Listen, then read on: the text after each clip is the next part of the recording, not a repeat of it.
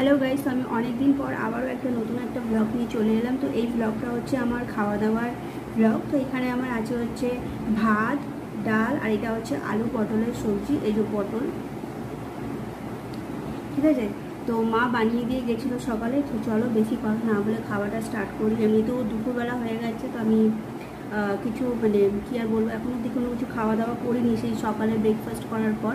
এখন আমি এই লাঞ্চটা করতে বসবো। আমার ভিডিও কেমন লাগলো লাইক কমেন্ট শেয়ার করে জানিও। তো সবার আগে আমি পটলটাকে একটু সাইড করে রাখলাম, আর একটু ডালটা দিয়ে খাবো।